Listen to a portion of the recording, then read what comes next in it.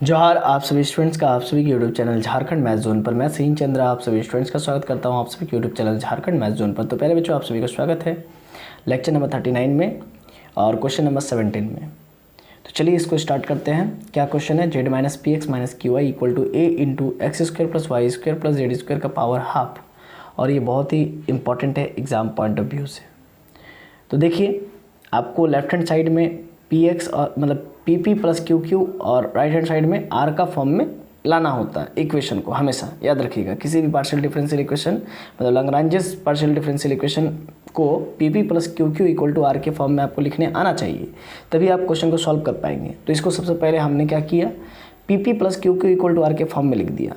चूंकि plus z आपका left hand side में था उसको राइट हैंड साइड में ले आया ताकि मेरा minus p x minus q i equal to a into x square plus Y square plus Z square का पावर हाफ माइनस जेड बन सके, ताकि ये पूरा जो है कि Lagrange's linear partial differential equation में कन्वर्ट हो सके। अब माइनस मैंने यहाँ से कॉमन ले लिया तो P x plus Q I हो गया और उधर माइनस जैसे भेज देंगे तो जेड में माइनस लगेगा तो प्लस जेड हो जाएगा और प्लस ए में अगर माइनस लगेगा तो माइनस ए ऑफ ये हाफ है, रूट अंडर हाफ है, मतलब कि x square plus Y square plus Z square का पावर हाफ था तो उसका मतलब रूट होता है तो रूट लगा दिया और ये माइनस में हो गया। ठीक है, और ये विच इज स्टैंडर्ड फॉर्म, इसको इक्वेशन 1 पहले मान लेंगे और ये which is standard form of Lagrange's partial differential equation में कन्वर्ट हो चुका है, मतलब p p plus q q equal to r के फॉर्म में आ चुका है। So it is Lagrange's linear partial differential equation. अब कंपेयर करेंगे इस स्टैंडर्ड इक्वेशन को इक्वेशन नंबर 1 से, तो हम लोग को कैपिटल पी का मान x मिलेगा, कैपिटल क्यू का मान y मिलेगा और कैपिटल आर का मान Z minus A into root over x square plus Y square plus Z square मिलेगा। अब ऑक्सिलरी इक्वेशन लिखेंगे इसका, तो D x upon X, D x upon P होता है तो पी के जगह पर X, D Y upon Q होता है, क्यू के जगह पर वाई और डी जेड अपॉन आर होता है तो आर के जगह पर Z minus A into root over x square plus Y square plus Z square. इसको इक्वेशन 2 मान लेते हैं। अब इसको जब ऐसे इक्वेशन 2 माने हैं तो हम लोग फर्स्ट और सेकंड रेशियो ले लेंगे, मतलब कि ये जो इंटीग्रल ये सेकंड और फर्स्ट और सेकंड रेशियो जो बन रहा है वो इंटीग्रल पेयर बन रहा है, इसलिए इसको उठा लेंगे सबसे पहले। तो now by grouping method from equation 2 then we get d x upon x, देखिए लिख दिया हूँ मैं डी एक्स अपॉन एक्स और डी वाई अपॉन वाई। देखिए डी एक्स अपॉन एक्स और डी वाई अपॉन वाई, ठीक है, यहाँ पर आप देख सकते हैं डी एक्स अपॉन वाई और डी वाई अपॉन वाई। इसको मैंने यहाँ पर लिख दिया है। अब इसको इंटीग्रेट कर दूंगा सिंपली, तो on integrating both sides then we get, तो log X equal to log Y plus log A हो जाएगा और इधर आ जाएगा तो log X minus log Y, मतलब कि log of X by Y हो जाएगा, log M minus log N के फार्मूला से लॉग एम बाई एन। तो इधर आपका लॉग ए बचा हुआ था, लॉग लॉग कट जाएगा तो एक्स बाई वाई बराबर ए बच जाएगा, इक्वेशन नंबर 3। तो ये फर्स्ट इंटीग्रल सॉल्यूशन आ चुका है हमारा। अब सेकंड इंटीग्रल सॉल्यूशन निकालेंगे, लेकिन सेकंड इंटीग्रल सॉल्यूशन निकालने के लिए हम लोग को जो है कि सेकंड इंटीग्रेबल पेयर भी चाहिए, लेकिन आप देख सकते हैं इक्वेशन 2 में सेकंड इंटीग्रेबल पेयर नहीं बन रहे हैं, यानी कि डी वाई अपॉन वाई और D Z upon Z minus A root over x square plus Y square plus Z square अगर ले ले तो ये सेकंड इंटीग्रल पेयर नहीं बना रहे हैं। तो इस केस में करेंगे क्या, तो इस केस में बड़ा दुविधा हो गया। तो इस केस में हम लोग यूज करेंगे एक लैग्रांजेस मल्टीप्लायर मेथड का, ताकि एक हम लोग फोर्थ रेशियो बना सके।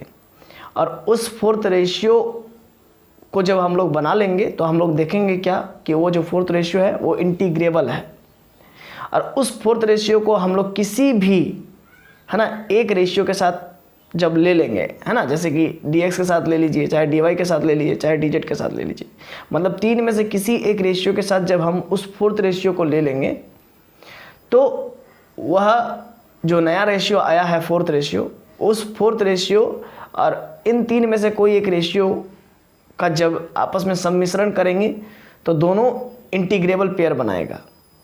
ठीक है, तब उस इंटीग्रेबल पेयर से हम लोग को एक नया इंटीग्रल सॉल्यूशन मिलेगा। और उस इंटीग्रल सॉल्यूशन और ये जो पहला इंटीग्रल सॉल्यूशन हमारा आ चुका है a बराबर समथिंग x बाई वाई, इसका और वो जो नया इंटीग्रल सॉल्यूशन आएगा उसका, दोनों का इस्तेमाल करके कंप्लीट सॉल्यूशन को लिखा जाएगा। तो देखिए, now by Lagrange's method of multiplier by taking x, y, z as new multipliers in equation 2 then we get, मतलब इक्वेशन 2 में हम लोग एक नया मल्टीप्लायर बनाएंगे, है ना, x, y और z नया मल्टीप्लायर का इस्तेमाल करके, इन न्यू मल्टीप्लायर का इस्तेमाल करके हम लोग एक नया रेशियो बनाएंगे। तो सबसे पहले आप जो है कि सेकेंड ऑक्सिलरी इक्वेशन को लिख लीजिए, डी एक्स अपॉन एक्स था, डी वाई अपॉन वाई था और D Z upon Z minus A root over x square plus Y square plus Z square था। ठीक है, उसको लिख लिया। अब x को dx के साथ मल्टीप्लाई करेंगे, y को dy के साथ और z को dz के साथ। और चूंकि dx के साथ जो x मल्टीप्लाई किए हैं और dx के लटकन में जो x है उसमें फिर x मल्टीप्लाई करेंगे, x स्क्वायर होगा। और dy के लटकन में जो y है उसमें y मल्टीप्लाई करेंगे, y स्क्वायर हो जाएगा।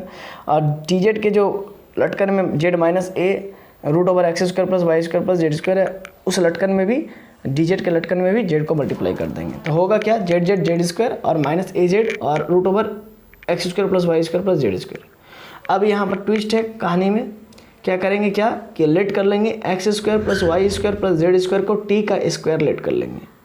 क्या बोला मैंने, x square plus Y square plus Z square को टी का स्क्वायर लेट कर लीजिए। इससे फ़ायदा क्या होगा, जो रूट अंडर में है x square plus Y square plus Z square वहाँ पर टी का स्क्वायर रख देंगे, है ना। चलिए, तो बात की बात है, लेकिन पहले x square plus Y square plus Z square को जो टी स्क्वायर लेट किया उसको पहले डिफरेंशियल उसका निकाल लीजिए। तो एक्स स्क्वायर का 2x dx होगा और वाई स्क्वायर का 2y dy होगा और जेड स्क्वायर का 2z dz हो जाएगा और टी स्क्वायर का 2t dt हो जाएगा। ठीक है, सब में 2 कॉमन ले लेंगे, LHS RHS दोनों में। ठीक है, तो 2 कैंसिल हो जाएगा आपस में, ठीक है ना, समझ रहे हैं ना। तो 2 कैंसिल हो जाएगा। अब बचा मेरा क्या, x D x plus y d y plus z d z बराबर टी डी टी। तो आप देख सकते हैं यहाँ पर जो नया रेशियो हम लोग फॉर्म कर रहे थे x D x plus y d y plus z d z, तो उसके बदले हमारा टी डी टी आ गया। तो टी डी टी ऊपर में लग देंगे और नीचे में x square plus Y square और प्लस जेड स्क्वायर को क्या माने थे, टी स्क्वायर, तो उसके बदले टी स्क्वायर लिख देंगे और माइनस ए जेड और root under x square plus Y square plus Z square, तो उसका मतलब था टी स्क्वायर, तो उसको टी स्क्वायर रख देंगे और ऊपर में टी डी टी और नीचे में टी स्क्वायर और माइनस ए जेड और टी स्क्वायर रूट से निकलेगा तो ओनली टी निकलेगा, तो फिर टी कॉमन ले लेंगे तो ऊपर नीचे कट जाएगा, तो फिर बचेगा D T upon T minus ए जेड। ठीक है, इतना हो गया। इतना हो जाने के बाद हम लोग को क्या प्राप्त हुआ, T T upon T minus ए जेड प्राप्त हुआ। अब ग्रुपिंग मेथड लगाएंगे तो हम लोग करेंगे क्या, इन तीन में से कोई भी एक रेशियो को हम चुन सकते थे, लेकिन कब ऐसा चुन सकते थे, जब नीचे में जो डिनोमिनेटर पार्ट अगर 0 आ जाता तब हम लोग चुन सकते थे। यानी कि ये कि x D x plus y d y plus z d z upon में अगर 0 आ जाता तब हम लोग इन तीनों में से कोई भी एक रेशियो को चुन सकते थे।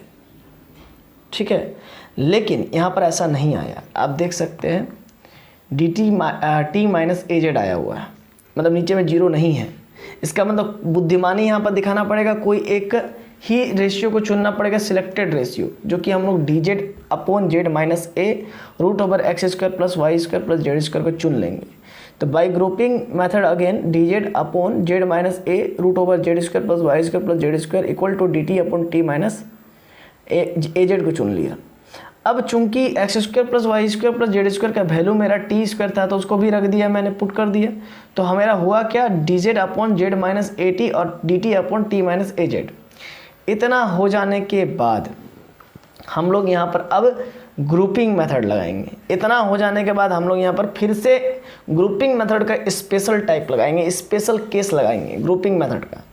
यानी कि करेंगे क्या, डी जेड और डी टी को जोड़ देंगे। देखिए, डी जेड और डी टी को जोड़ देने से फ़ायदा ये होगा कि इसके नीचे वाला जो डिनोमिनेटर है वो भी जुट जाएगा, उसको भी जोड़ना पड़ेगा। ठीक है ना, जेड माइनस ए टी और प्लस टी माइनस ए जेड। तो इससे फ़ायदा क्या होगा, ठीक है ना, इसको भी हम लोग देखेंगे। तो आइए इसको काम करते हैं। देखिए मैंने क्या किया, D Z plus D T को जोड़ा, समझिए, D Z plus D T को जोड़ा और जेड माइनस ए टी और प्लस टी प्लस ए जेड को जोड़ दिया। और इधर D x upon x first ratio को ले लिया। इधर देखिए, इस फर्स्ट रेशियो को ले लिया, डी एक्स अपॉन एक्स इस फर्स्ट रेशियो को ले लिया। ठीक है, देख रहे हैं कितना इसमें दिमाग लग रहा है, तिगड़म लग रहा है। डी एक्स अपॉन एक्स ले लिया। अब मैं क्या करता हूँ कि d को कॉमन ले लेता हूँ। अब पहले D Z plus D T लिख लीजिए। अब जेड माइनस ए टी और t प्लस ए जेड था नीचे में। अब हम क्या करते हैं, जेड प्लस टी कर लेते हैं और माइनस ए को कॉमन ले लेते हैं इस यहाँ से और t प्लस जेड लिख देते हैं। माइनस ए को कॉमन लेकर के t प्लस जेड लिख लिया, क्योंकि माइनस ए को t के साथ मल्टीप्लाई करें तो माइनस ए टी होगा और माइनस ए को मल्टीप्लाई करेंगे जेड के साथ तो माइनस ए जेड होगा। तो माइनस ए को ही मैंने कॉमन ले लिया। यहाँ पर भी t प्लस जेड है, यहाँ पर भी t प्लस जेड है, मैं t प्लस जेड दोनों में से कॉमन ले लूँगा तो 1 माइनस ए बचेगा और D x by D T, D x by x. और ऊपर में मैं अब क्या करता हूँ, न्यूमरेटर पार्ट में मैं d को कॉमन ले लेता हूँ और डिनोमिनेटर पार्ट में मेरा z प्लस टी है। और ये जो 1 माइनस ए डिवाइड में है इसको इनटू में ले जाएंगे तो 1 minus A D x upon x होगा। अब इसको इंटीग्रेट कर देते हैं, तो इंटीग्रेट करने से फ़ायदा ये होगा कि नीचे में जेड प्लस टी है और उसी का ऊपर में डिफरेंशियल है, यानी कि नीचे में x है और x का डिफरेंशियल ऊपर में dx है, तो उस केस में उसका इंटीग्रेशन होता है log x। तो इसी वजह से z प्लस टी है और उसका ऊपर में z प्लस टी का ही ऊपर में जो है कि इसका डिफरेंशियल है z plus T D Z plus T. इसका मतलब इसका integration log of z plus T होगा और इधर 1 माइनस ए और dx बाई एक्स का इंटीग्रेशन log x होता है प्लस log b हो जाएगा। अब यहाँ पर क्या हो जाएगा, अब यहाँ पर होगा क्या, देखिए ये log z प्लस टी है और इधर 1 माइनस ए इंटू में है और log x है, तो log x के पावर 1 माइनस ए हो जाएगा। और ये जब टर्म हम लोग लेफ्ट हैंड साइड में ले आएंगे तो माइनस ऑफ log x का पावर 1 माइनस ए रहेगा और log m minus log n के फार्मूला से हो जाएगा x के log z plus t upon x का पावर 1 माइनस ए हो जाएगा और इक्वल टू इधर log b हो जाएगा। log log कट जाएगा तो z plus t upon x तक का power 1 minus a equal to b। मैंने डायरेक्ट सॉल्व कर दिया है, ठीक है, आपको घबराने की कोई ज़रूरत नहीं है। अब t का वैल्यू क्या था, तो t का वैल्यू हमारा था टी स्क्वायर का वैल्यू था x square plus Y square plus Z square, तो टी का वैल्यू क्या हो जाएगा root under x square plus Y square plus Z square. अब लिख लीजिए टी स्क्वायर बराबर आपका था x square plus Y square plus Z square, ये लेट किए थे, तो टी का वैल्यू सिर्फ क्या हो जाएगा रूट ओवर हो जाएगा, है ना, दोनों तरफ रूट ले लीजिएगा या फिर स्क्वायर इधर है तो उधर जाएगा तो रूट में चल जाएगा, तो टी का वैल्यू हो जाएगा root over x square plus Y square plus Z square और नीचे में एक्स का power 1 minus a equal to b. Question number 4, एच we know that the complete solution of Lagrange's linear partial differential equation is written as. तो मतलब कि हम लोग जानते हैं कि कंप्लीट सोल्यूशन क्या होता है Lagrange's linear partial differential equation को कैसे लिखा जा सकता है, f of a comma b equal to 0। तो चलिए लिखते हैं, या फिर f of a comma b equal to 0 लिख सकते हैं या फिर f of b comma a equal to 0 लिख सकते हैं। तो बी का value z plus root over x square plus Y square plus Z square upon में X to the power 1 minus A और कॉमा ए का वैल्यू आपका एक्स बाई वाई आया था उसको रख देंगे इक्वल टू 0। ये कंप्लीट सोल्यूशन आपका निकल गया। अब ये तो हुआ लेक्चर नंबर 30। ये कौन सा लेक्चर था, एक मिनट,